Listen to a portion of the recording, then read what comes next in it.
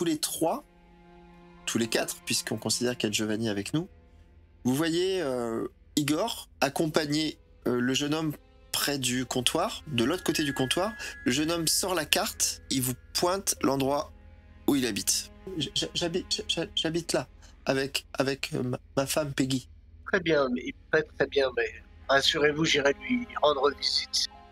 Ah, j'irai lui rendre visite. Et ne vous inquiétez pas. Merci. J'espère qu'elle ira mieux. Pardonnez-moi, l'hôtel Bingham, en sortant de votre office, se trouve dans quelle direction, s'il vous plaît? Entre le bureau et la gare, il y a un petit chemin qui rejoint une route, une petite rue, et juste là, à 300 mètres sur votre gauche, il y aura l'hôtel. Ah oui, vous voulez dire vers ici, à cet endroit-là, en fait, c'est ça? Oui, tout à fait. 300 mètres. Même pas, 200 mètres. À 200 mètres, vous verrez l'enseigne. Profitez de la calmie. Oui, on va y aller.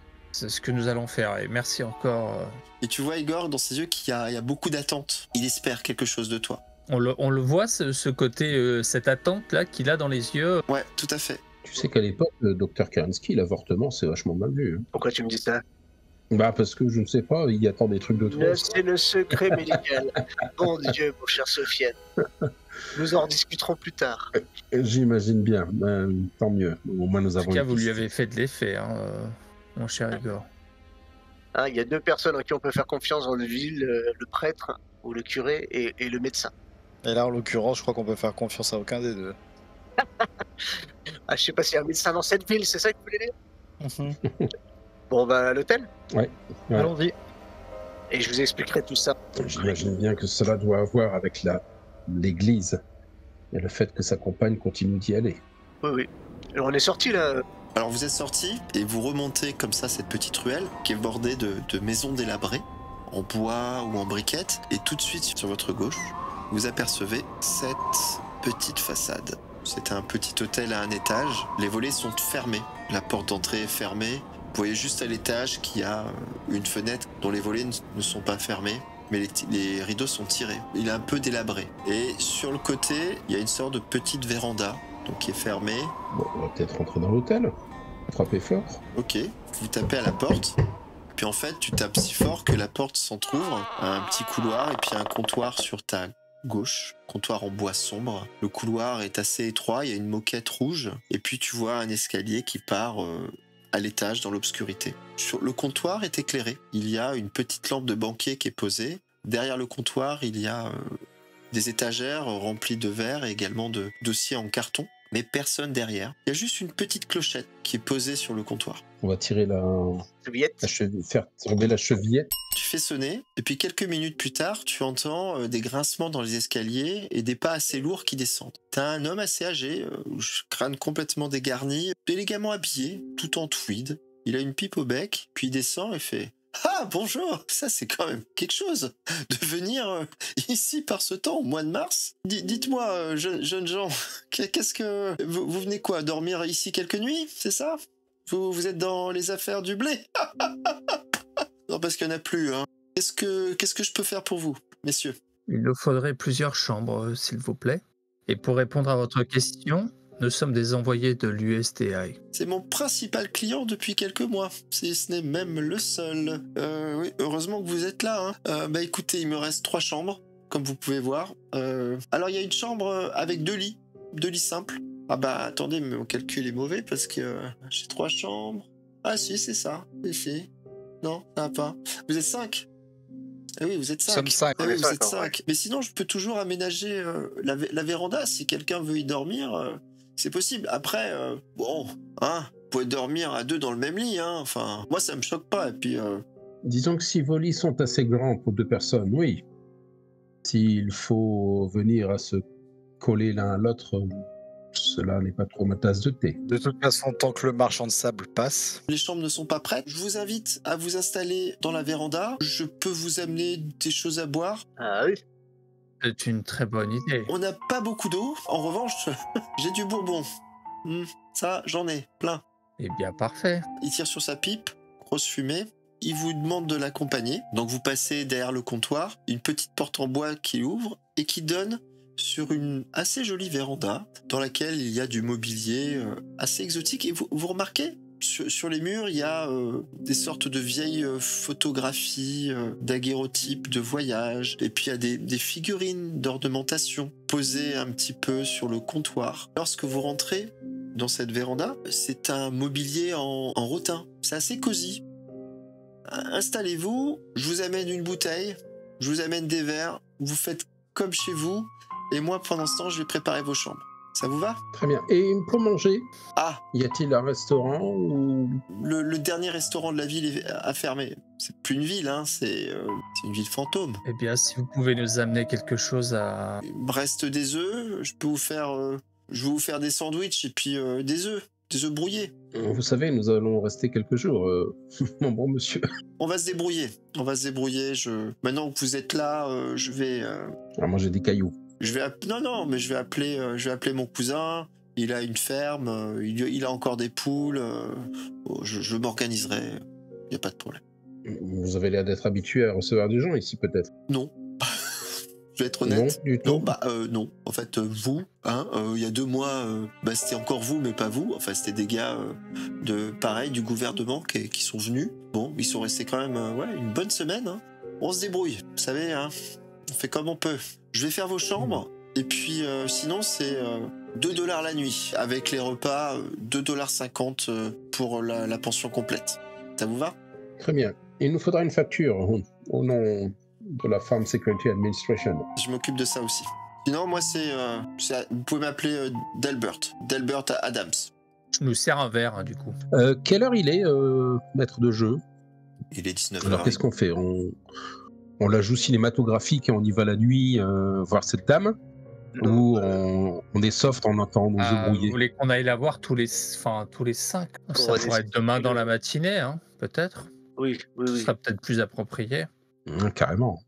Après, rien n'empêche une petite balade en début de soirée pour se mettre un peu le plan de la ville en tête. Oui, puis prendre quelques photos peut-être. N'importe On quel est là pour ça. créneau que la météo et Nous permet, oui. l'environnement nous permettra, il faudra les saisir d'une manière ou d'une autre. Oui, finalement, c'est mieux la nuit que le jour en pleine tempête, quoi. Bon, on attend le repas que nous amène le festin. tenancier, puis on fait une petite... On va peut-être lui demander les endroits qu'il faudrait voir dans la ville. Un peu peut-être nous aider à nous guider.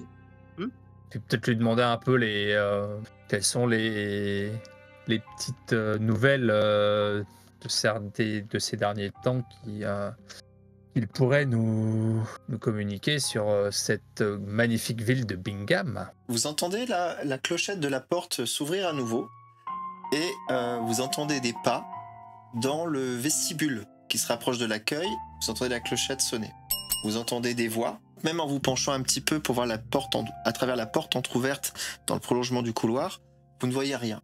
On va se rapprocher de l'entrée de la véranda pour tendre un peu l'oreille. Ouais, en fait, vous apercevez Delbert Adams, et puis derrière lui, il y a quelqu'un qui lui emboîte le pas, puis un petit garçon. Bon, on est un peu plus nombreux ce soir. Messieurs, je vous présente vos voisins de chambrée, Monsieur Allen et son fils. Bonsoir. Et là, vous voyez un type assez fin, voire maigre, qui porte un costume très léger, défraîchi. Vous voyez que c'est un peu élimé aux manches, etc. Brun, les cheveux collés sur le visage, un visage très émacié, des grands yeux noirs.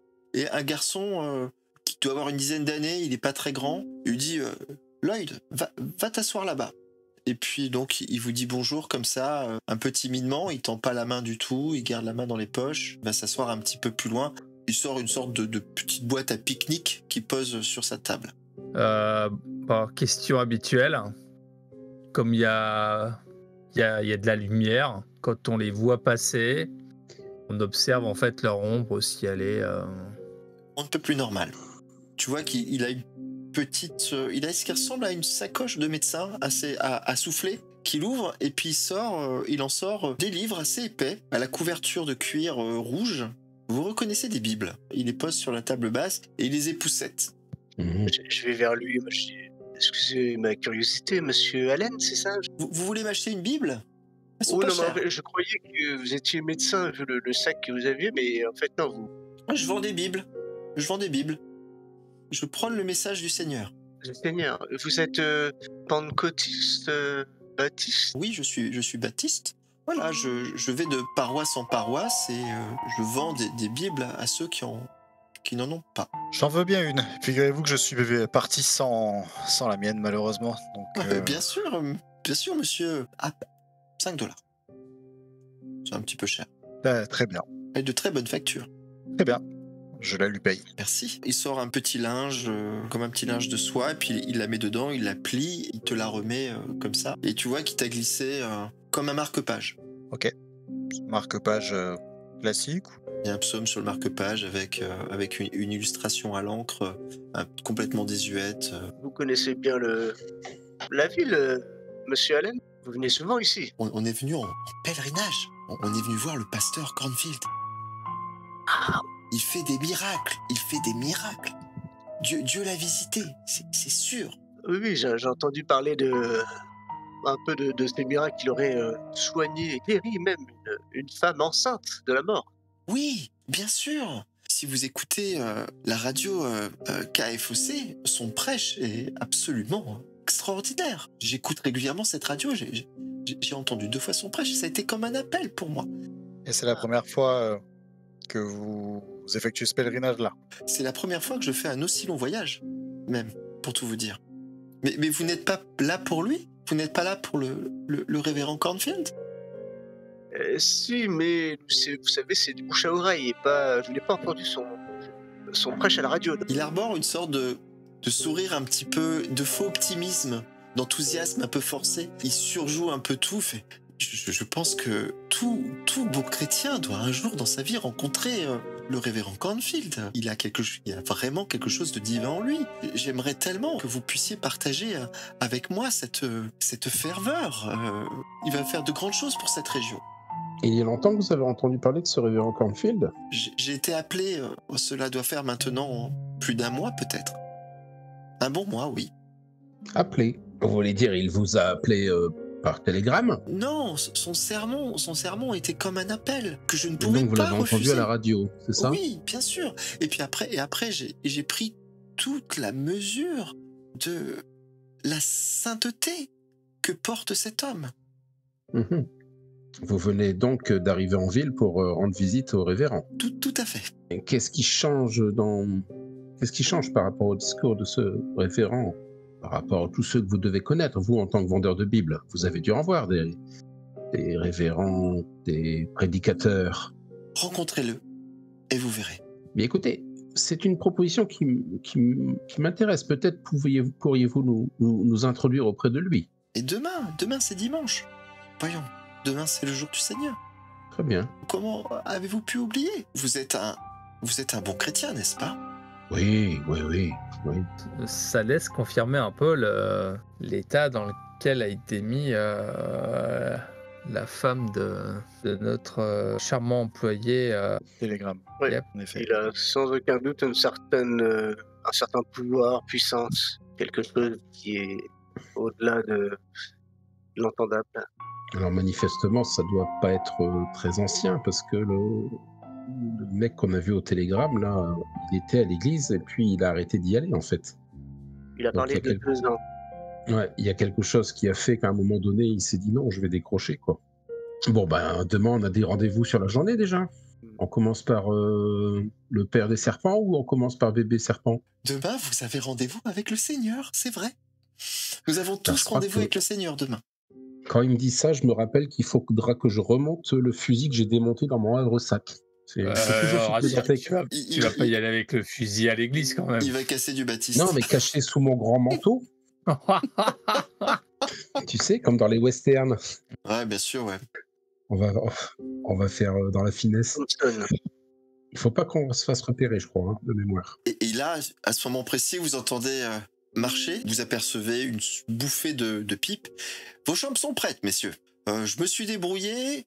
Monsieur Allen, vous prenez la chambre de mon fils. Je l'ai envoyé chez sa tante. Puis vous, messieurs, bah écoutez, en fait, je me suis débrouillé. J'ai récupéré un petit lit d'appoint qu'il y avait dans la chambre de mon fils. Comme ça, vous allez avoir chacun votre lit. Messieurs, je vous souhaite une très bonne soirée. Qu'est-ce qu'on fait? On va se coucher en attendant le lendemain ou on tente une a dit sortie qu'on comme on l'a demandait prévu? un peu les lieux d'intérêt de la ville au propriétaire de l'hôtel. Pour ce soir, je vous ai préparé des sandwich club avec des œufs brouillés. Tout ça arrosé de bons bourbons, offerts par la maison. Fort aimable. Il y a peut-être un bar ouvert le soir ici? Ah oui, bien sûr, nous avons un saloon. Ah oui, comme dans toute bonne ville de l'Oklahoma, nous avons un saloon. J'ai toujours rêvé d'en visiter. Hein. Il est ancien? Oh bah, il est vieux comme la ville, hein, vous savez. La première pierre, c'est souvent celle du saloon. Hein. Justement, nous allons le visiter, ça nous dégourdira un peu. Et puis les jambes. Il est de l'autre côté de la voie de chemin de fer. Il est de l'autre côté de la gare. Non, c'est pas loin. Et On va à y part aller, le hein. saloon, quels sont les autres lieux typiques que vous pouvez nous conseiller à visiter à Bingham? Nous avons une très belle bibliothèque qui est bien achalandée, qui se trouve... Ah. Mais bon, le dimanche, vous pouvez vous asseoir dessus. Donc, elle se trouve à côté de l'hôtel, finalement, à un pâté de maison. Que faites-vous, messieurs? En regardant par la fenêtre, ça c'est un peu calme. Du coup, c'est toujours calme par rapport à la tempête de sable. Il n'y a plus de vent. Le vent s'est Ah arrêté. bah, on peut aller faire un tour. Hein. Ça pourrait être intéressant de prendre quelques clichés de la ville, vu que la météo semble le permettre. Je pense que c'est assez beau. Monsieur, vous voulez honorer mon repas ou... Ah oui, Oui, nous allons honorer votre repas. repas et ensuite, probablement que nous allons faire Ah bah, un petit tour. Des clubs sandwich, faudrait pas rater ça. Hein. Pas fait ça. Ouais, vous moquez pas, s'il vous plaît. Enfin, moi, j'y ai mis tout mon cœur. Hein. Ils étaient délicieux. Sofiane, un peu de tenue, voyons. D'abord, il y a un goût de peu. Ok, donc, vous quittez l'hôtel et vous allez vous balader, c'est ça? Ouais. Pendant qu'on se balade, moi j'en profite pour prendre quelques clichés de la ville, hein, du coup. Hein. Enfin, Bien sûr. Notamment, si on passe devant l'église, devant la bibliothèque, notamment, tu vois, je me dis, bon voilà, c'est un peu les quartiers un peu, voilà, les lieux un peu atypiques de la ville. Je les prends en photo, dans la mesure du possible. Sachant que, ouais, de toute manière, on va se rendre après, c'est ça? On voulait qu'on aille au saloon, hein, c'est ça? Moi, je suis d'avis d'y aller, mais Moi, sur le parcours, je reste un peu sur mes gardes et je jette quand même des coups d'œil, voir s'il n'y a pas des gens qui nous épieraient, qui nous surveilleraient, qui nous suivraient. Ne sait-on jamais. Depuis qu'on a quitté ce formidable hôtel. Moi, je marche près de Sofiane. Et pareil, j'observe un peu autour de moi. Est-ce qu'il y a beaucoup de gens dehors? Non, c'est très calme.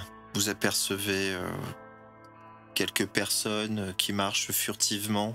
Et le peu de gens qu'on croise, est-ce qu'ils ont une attitude particulière à notre... Du tout. Ils vous ignorent un peu, ils vous dévisagent un peu. moi, j'aimerais bien tomber sur un clochard, tu vois, l'ivrogne un peu du coin. Ouais, mais ils l'ont déjà mangé. Et quoi? Ils l'ont déjà mangé, les serpents. Bon, Tu sais, pas sûr. ils s'embêtent pas avec les indigents. Hein. En tout cas, il semblait être. Enfin, je repense à Monsieur Allen qui nous a rejoints. Il a l'air d'avoir une croyance en Dieu, une sacrée ferveur, oui. Enfin, moi, ce qui m'inquiète le plus dans ce qu'il a dit, c'est que il a parlé d'appel. Et manifestement, ce message est donc relayé par une radio, alors qu'il a l'air d'être assez diffusée, vu que lui vient de l'Est. Ça veut dire qu'elle est relayée par plusieurs autres radios. Et ça sous-entend peut-être que dans ce message, il y a peut-être une sorte d'appel hypnotique. Ouais. Qui fait que les gens viennent jusqu'ici, quoi. Parce que bon... Soit ça, alors, soit je il sais est... bien, hein, aux États-Unis, des prédicateurs, il y en a qui font bouger des foules d'un peu partout, mais on est quand même dans les années 30 où c'est pas commun que tu traverses tout un pays pour avoir entendu parler d'un mec dans un trou du cul du monde, quoi, tu vois. Avez-vous vu la lumière? Soit ça, soit c'est ça. il n'a pas été tout à fait honnête avec nous. Bon, on se déplace jusqu'au salon, alors. Ok, Ouais. donc vous allez jusqu'au saloon qui se trouve ici. Vous traversez la voie de chemin de fer Le train n'est plus là. Les quais sont vides, dans l'obscurité. Vous enjambez les rails, un talus. Vous passez par-dessus et vous rejoignez une petite ruelle, faiblement éclairée. Juste là, en face de vous, vous voyez le saloon qui ressemble à ceci. Il y a quelques lumières suspendues sous le porche et quelques types qui sont là, accoudés à des tonneaux et qui sont en train de... Il y a des verres qui tiennent des verres à la main. Vous entendez du son qui provient de l'intérieur du saloon et à travers la vitre en verre dépoli, des lueurs un peu chaudes. Un éclairage peut-être à la bougie, ça pulse un peu. Et vous entendez des voix, une sorte de clameur de là où vous êtes. J'imagine que vous rentrez dans ce magnifique saloon. C'est peuplé? Il y a peut-être toute la ville qui est là. Une trentaine d'âmes. C'est un plancher en bois, c'est recouvert de sciure. Il y a des tables rondes avec des bougies et un grand comptoir au fond. Un grand comptoir en bois. Derrière, il y a des étagères en bois recouvertes de breuvages, de bouteilles. Au-dessus du comptoir, une énorme tête de cerf empaillée qui prône et qui donne le nom au saloon, bien sûr. Des murs décorés de peinture à l'huile avec des scènes de chasse un peu partout, éclairées par des petites lampes. Donc vous voyez des scènes de vie dans l'Ouest sauvage, vous voyez des buffalos, des peintures de buffalos dans les grandes prairies, vous voyez quelques portraits de chefs indiens. Toute la faune sauvage s'exhibe sur les murs. Vous avez également des tabourets en bois qui sont disséminés, puis il y a des types qui discutent comme ça, quelques femmes aussi qui sont là. Derrière le bar, un type assez costaud, l'air pas très sympa. Grosse beubare, crâne rasé, une tête de boxeur en fait, les oreilles un peu décollées, et puis il est en train d'essuyer des verres avec un linge blanc. Lorsque vous entrez, il lève la tête comme ça, puis il vous regarde un peu par en dessous. Et il continue à vous regarder comme ça, à vous fixer à mesure que vous rapprochez du comptoir. Il a les manches retroussées qui révèlent des avant-bras très musclés. Et puis vous jetez un coup d'œil à droite, vous êtes attiré par une grosse masse. Puis vous dites qu'il y a quand même des airs de ressemblance. Il y a un gros ours grizzly, grandeur nature, qui est empaillé, qui se tient sur ses pattes arrière avec les griffes comme ça, et qui a vraiment un air très hargneux. C'est votre comité d'accueil. Il y a une petite hôtesse dans un coin qui est en train de servir de types qui sont bourrés. Que faites-vous, messieurs? Bon, ben, c'est pour d'abord déjà. Ouais. Oui. S'approche du comptoir. Bonsoir. Vous n'êtes pas d'ici, vous, non? En effet, Oui. on peut rien vous cacher. Lui, c'était le premier de l'école, en fait. Il a dit quoi, le malin, derrière, là? Il disait que vous étiez force perspicace. Ah, merci, ouais, c'est ce qu'on me dit, ouais. Ouais, je n'en doute pas. Plutôt fort que perspicace, mais... Qu'est-ce que je vous sers, messieurs? Alors, qu'est-ce qu'on boit par ici? Déjà, on boit pas d'eau. Pas que c'est pas bon, pas que ça rouille, c'est juste qu'on on n'en a pas. Ici, on boit du whisky. Comme les hommes, comme les grands. Du bourbon. Et puis des fois, on a des petites caisses de trucs un peu insipides qui nous viennent de l'Angleterre. Du gin. Oh non, quelle horreur. Du gin. Vous, je vous aime bien. Le gin, c'est vraiment pour les nazes. Ah non. Eh ben, whisky. Ouais, Un whisky. 51e bouteille. Ah bah écoutez, ok, whisky pour tout le monde. Et là, il sort les verres, ça, il les aligne, puis il sort sa bouteille comme ça. Premier passage, deuxième passage, et puis il vous le pousse comme ça. Bon, on est samedi soir, l'happy hour c'est fini. 50 cents par tête pour le verre. C'est un peu cher, je sais. C'est le prix de la maison, c'est les prix pour les étrangers. Et au bout de combien de verres on n'est plus étranger? Va falloir descendre un sacré paquet de bouteilles, mon petit gars. Je pense que d'ici là, moi, je serais devenu riche. Voilà pour une compétition d'alcoolique. Ah bah c'est bien dommage, ça ferait mon affaire, moi. Sofiane, vous réglez notre ami? Pourquoi pas? Eh Josette, Est-ce tu me que- les vires les deux là? Ils sont en train de faire n'importe quoi. Et oui, effectivement, qu'il y en a un qui s'est vautré comme ça, qui a renversé un verre par terre. Ouais, patron, je le vire. Eux, ils sont plus étrangers. Mettez-nous la bouteille plutôt que quelques verres. Les deux là, les deux frangins consanguins là. Ah ouais, non, ça fait longtemps qu'ils sont ici, eux. Ça fait un peu trop longtemps, même. Allez, Josette, tu me les vires, ceux-là. Arrête de les servir. Oui, excusez-moi, vous causez? Je disais, mettez-nous la bouteille plutôt que quelques verres. Ah ben, écoutez, c'est mon soir. Ok, très bien. Sur la bouteille, assez violemment, il la tape comme ça sur le comptoir, en bois. C'est pour vous, celle-là. Vous êtes bien aimable. Je lui glisse, en plus du prix de la bouteille, je lui glisse, allez, $3. Tu prends les billets. Il les teste un peu. Alors, vous savez, ils sortent de la réserve fédérale. Ils ne sont pas faux. Ah ouais? Et comment ça, ils sortent de la réserve? Enfin, remarquez, comme tous les billets de banque dans ce foutu pays, qui va mal. Oui, mais nous les avons pris avec nous pour notre mission ici. Nous travaillons pour la Farm Security Administration. On peut même plus faire son boulot de barman pas sympa à poser des questions. Vous répondez avant même que je vous pose la question. J'allais vous dire avec un air patibulaire, mais qu'est-ce qui vous amène dans le coin? Je m'attendais à ça. Ouais. C'est une technique d'écrivain, vous savez, la réponse est dans la question. Alors, justement, qu'est-ce qui nous amène ici? Nous venons mener quelques documentations pour le service de sécurité du territoire et d'agriculture sur les dommages que vos terres ont subis. Et par là même, nous venons constater l'évolution de la ville. Les habitants, ceux qui sont partis, ceux qui sont arrivés. Vous êtes là depuis le début, semble-t-il. La première pierre. Alors vous connaissez toutes les histoires de cette ville? Ah, j'en connais un paquet, ouais. Elles sont pas toutes bonnes à entendre. Ah, toutes les villes ont leurs secrets. Et le secret de cette ville, c'est quoi? Vous êtes sûr vraiment que chaque ville a un seul secret? Je peux vous dire qu'ici, c'est blindé de secrets. Déjà, Alors, il paraît peut-être. que cette ville est un véritable lieu de pèlerinage, si on en croit les personnes que l'on a rencontrées jusqu'à maintenant. Ouais, vous croyez pas si bien dire, mais ici vous êtes en terre pas sainte, justement. Ici, ça compte tout le ramassis de dissidents. Et je peux vous dire que j'en fais partie, bordel. Je sais pas qui nous a fourgué ce révérend, mais on a un sacré problème avec ce type. Quel est-il? Il se fait passer pour un putain de messie. Alors c'est vrai qu'il y a des trucs bizarres, hein. C'est vrai qu'il y a des... Il s'est passé des choses quand même dingues. Mais bon, ce type c'est un bonimenteur en fait. C'est juste un évangéliste, un de plus, qui veut vendre sa paroisse. Moi, je peux vous dire que j'ai choisi mon camp, hein. L'église, j'y vais pas. Et si je dois prier, bon, ça fait bien longtemps que le seul Dieu que je prie, c'est celui-là. Ça serait certainement pas dans l'église de Jésus le Rédempteur.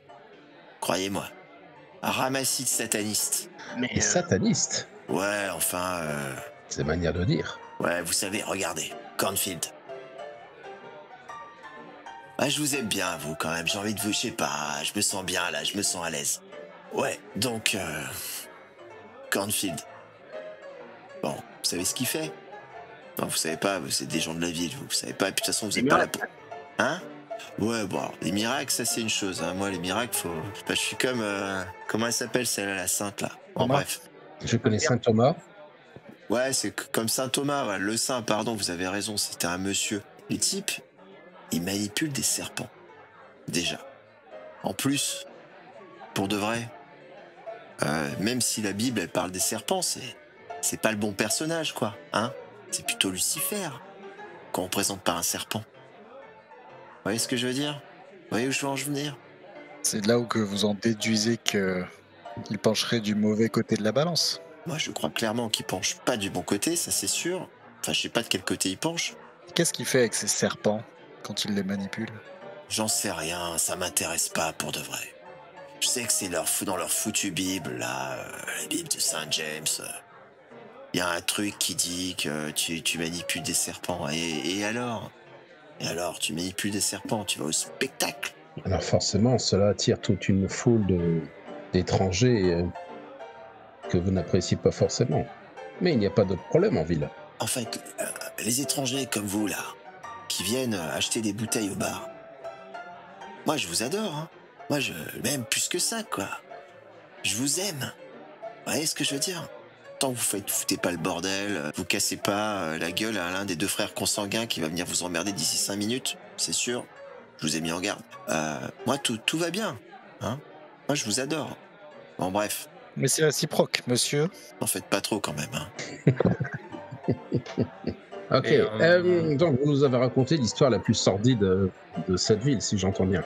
Et elle est liée à l'église et à ce révérend que vous appelez Cornfield.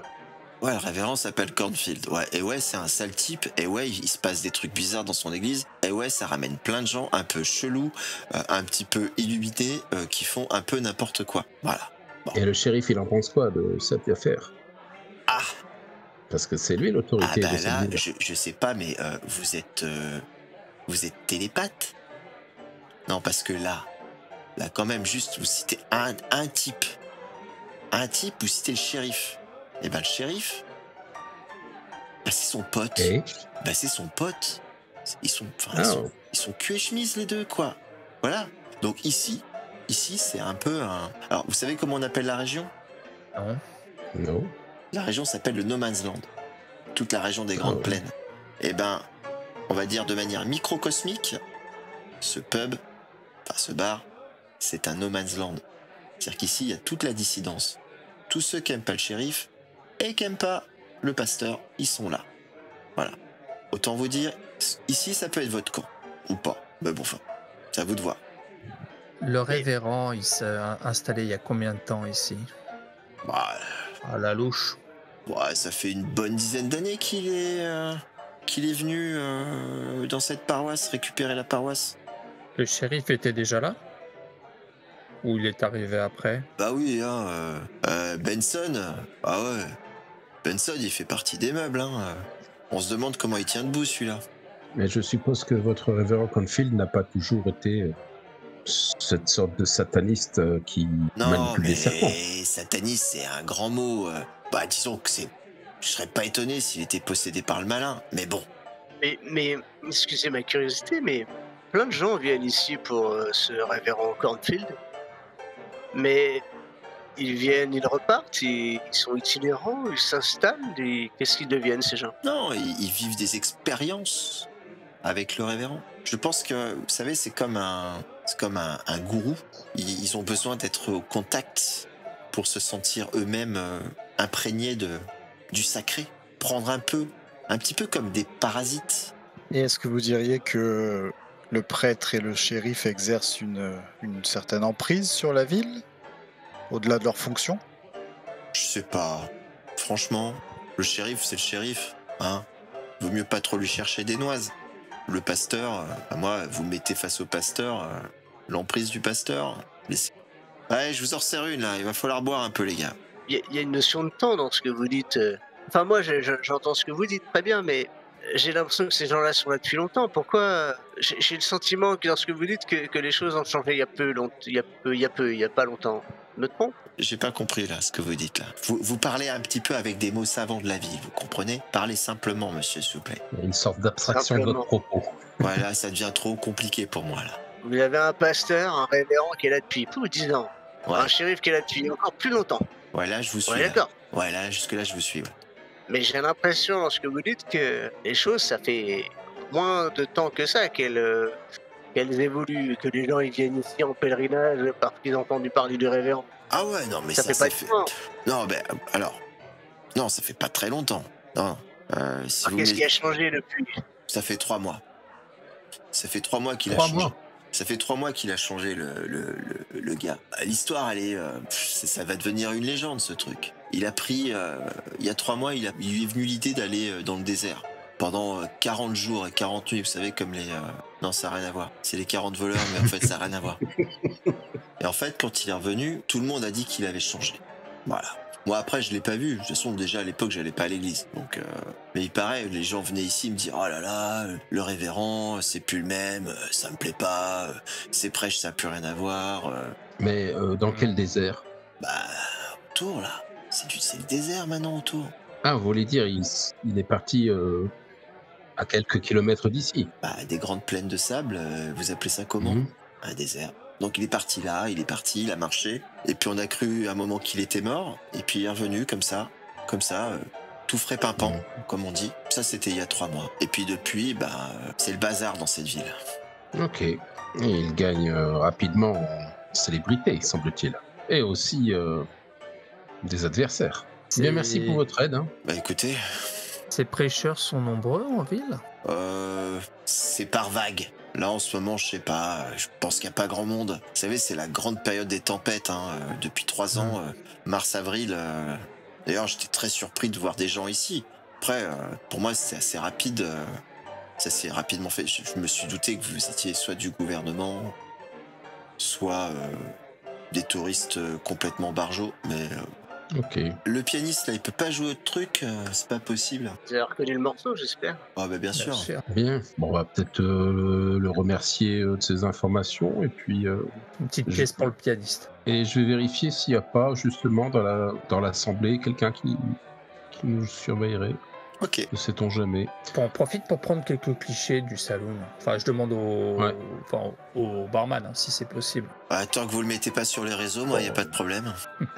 Il n'y aura pas de problème. Très bien. Je vois rien du tout. Non, tu vois rien du tout. Tu vois rien du tout, il y a beaucoup de fumée, tout le monde est un peu enivré. Les deux frères jumeaux ont été virés manu militari par la jeune hôtesse, musclée. La soirée poursuit son cours, comme ça. Bah, quand on a bien entamé la bouteille, je pense qu'il va être l'heure de rentrer. À moins que vous ayez une autre idée, messieurs. Non, on a pas mal de petites infos. Disons Un qu'on voyage sait dans le de bord, désert asiatique.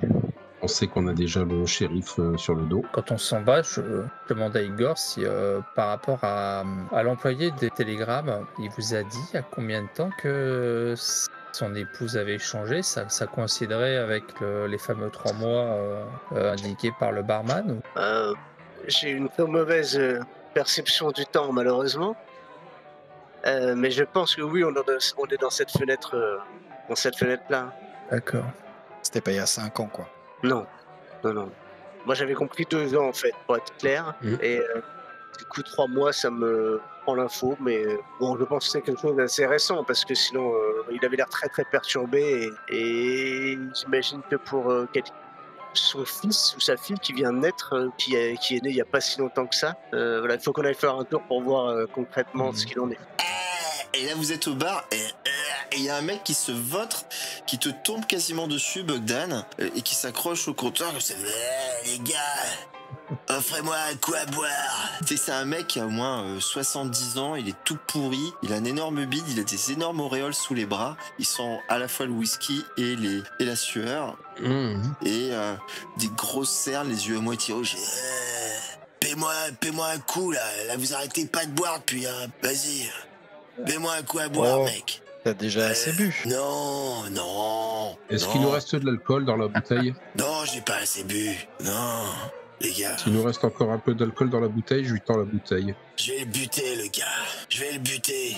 Donne-moi à boire, toi. Donne-moi à boire. Non, c'est pas toi que je vais buter. C'est le putain de pasteur. Le dessoudé, les gars. Et du monde au balcon.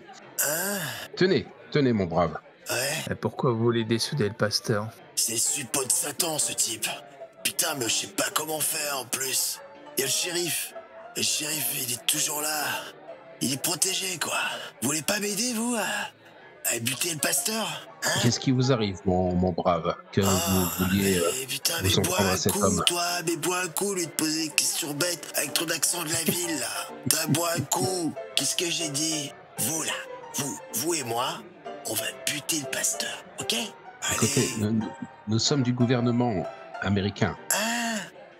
Mais j'ai un truc à lui dire au gouvernement. J'ai un truc à lui dire, au gouvernement. Partez les panneaux. Gouvernement, il nous a lâchés, salement. Hoover, il a rien fait pour nous. Et Roosevelt, il est là, comme un pacha, à Washington. Et est-ce qu'il s'intéresse à nous? Eh ben non. Voilà. La preuve que si, nous sommes mandatés justement pour vous. Non. Non, moi, ce que je vous propose, c'est un vrai plan en 2 temps. Un vrai programme politique. On dessoude le pasteur. Ça, c'est la Et on dessoude le shérif. Ah oui, il n'y a plus d'opposition. Ah non, il faut... On est en campagne. Il faut être un... Comment on dit? Killer. Hein? Un quoi? Un killer. Non, on est un parti politique. Sacré programme, votre Ah ouais, parti ouais. politique. Et vous êtes beaucoup dans votre parti politique? Plus que vous ne pouvez l'imaginer. Alors ils sont pas tous comme moi, ce qui est bien dommage. Hein, parce qu'il en faudrait des hommes de ma trempe pour mener enfin une politique musclée et Saine, décisif. Décisif. Et en quoi dessouder le pasteur et le shérif résoudrait les problèmes de tempête de sable? Il va gerber là, non? Recule.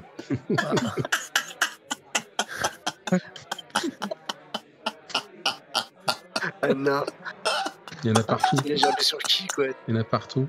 Non, il a pas gerbé. Non, mais il réfléchit à ce que tu viens de dire. Les yeux un petit peu vitreux comme ça. Moi, je vais vous dire pourquoi. Hein?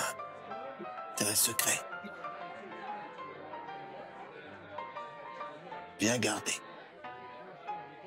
Moi, j'ai pas l'air comme ça, hein. Je sais un peu, hein. Mais en fait, je suis propriétaire d'une scierie, moi, monsieur. Je vais dans le bois. Puis j'avais un gars, Georges, jeune, musclé, la trentaine, quoi.